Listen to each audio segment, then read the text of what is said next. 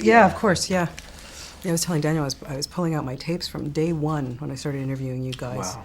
But the scary part was the way I looked, not you guys. Okay, we're rolling. Okay. Well, first of all, congratulations. This one, man, I just, how do you guys keep stepping it up and making them better and better?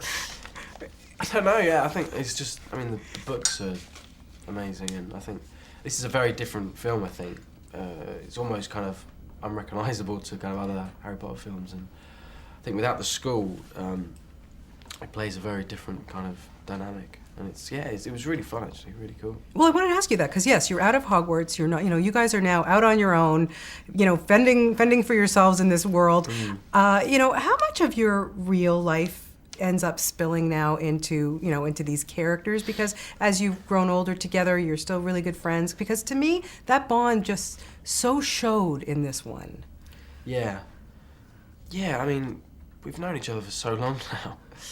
Scarily a long time. It's kind of, we've grown up together, and we are really genuinely quite close, and it's, and this film is kind of really about that. It's kind of about us three together, kind of on this mission, and it's just really good to see the characters kind of isolated like this, and we're kind of just sharing a little tent, and we see different kind of sides of each character as well. There's so much darker sides of Ron, I think, in this. He's kind of paranoid and just a really aggressive. I quite like kind of playing that. Yeah, how challenging was that for you? Because like you say, it is a different Ron that we haven't seen, and like you say, you've grown up, but it must have been a good challenge for you. Yeah, it was. It was nice. It was nice because it was different. We don't really usually see this kind of Ron. He's usually quite an optimistic, kind of hopeful kind of person, and this was a lot more kind of, there's a lot going on in his head. He's kind of really worried about his family. Mm-hmm. He's kind of jealous of Hermione and Harry because they're kind of seeing each other a lot, and he actually kind of walks out and abandons his friends, which is kind of quite a shock. So yeah, it's cool. And a pretty physical film too. Let's talk about that forest scene running through the woods, and I know you guys had a little friendly competition going on, but okay, in your words, who was the fastest? Yeah, I don't know. It was, I struggled, to be honest. It was kind of, it's just really hard to run on that because it's just, the trees are so tight together, and I'm weaving out of trees and stuff, and I had a lot more layers on as well. I might have to add that.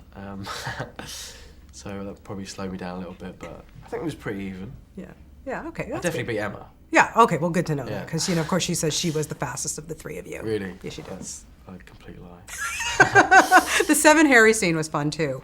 Yeah. Not so much fun to shoot it, I understand, though. A lot of takes and pretty tedious, but it was great when you see it. Yeah, it's kind of weird kind of seeing my face turn into Dan's face.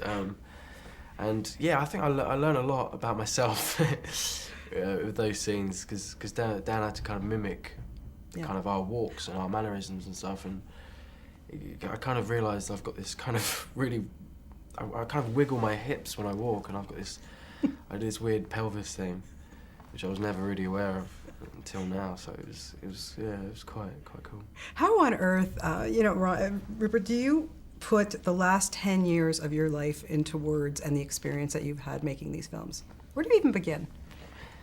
I don't know. It's hard. It's kind of, it's been my whole childhood really, and it's really it hasn't really sunk in to think this is kind of all over now. The last day was really, I was quite surprised kind of how emotional we all got. It was kind of really felt like a big deal, and just really final, and it was just, it was sad. We actually cried, so it was I wanted to ask you about that, because you're not just leaving cast members or somebody you worked with. This is family. These people you've been with for 10 years. Yeah. So of course you would cry. Like, I would be surprised if you guys didn't have that kind of emotion. Yeah. Yeah. we've known these people for, like, we've grown up with them. Because making a film, I think, is quite an intimate thing. You're in every day, all day, and it's long, and it's. I think we're all going to keep in touch. Obviously, it's not completely the end yet. Yeah. It's still kind of a long way to go yet. But yeah, I'm kind of ready as well because it has kind of. They really do kind of take over your life, and I'm ready to kind of just move on and do different things. And Absolutely, which I'm sure you will, for sure. I know you've got other films coming, and it's a great opportunity. You know, did you ever, when you look back at the 10 years and the people that you got to work with, and especially some of the British, veterans, I can't imagine that you wouldn't have stepped back and go, whoa, I couldn't get better lessons than this.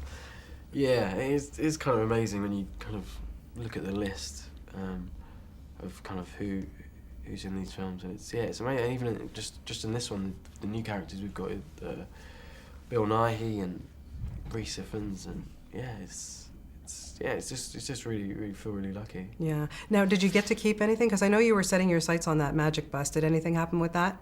Oh yeah, I really wanted the bus. But no, I got the. They gave me the Deluminator.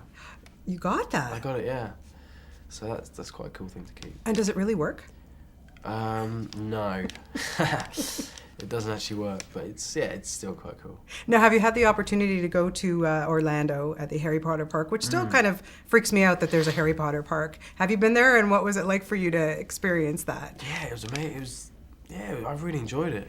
We kind of, straight after we finished the last scene, we kind of all flew out there, and it was amazing. It really kind of brought them to life, and it was, they've done such an amazing job out there. It's great. Yeah, pretty wild, like Harry Potter rides. That's nuts. Now, I know we don't talk too much about the second one, and the next summer we're going to get that one, but I just have to ask you about that epilogue scene, and shooting yourself or seeing yourself as a 35-year-old man. What was that like, and how do you prepare yourself to look at yourself in the future like that? Yeah, it was probably the most terrifying scene I've ever done in my life. It was just, the makeup was kind of, just for Ron particularly, I aged really badly. I can't really describe it. It's kind of like a mutant Donald Trump. But yeah, it was just weird seeing our kids as well, because our resemblance was quite scary. Yeah.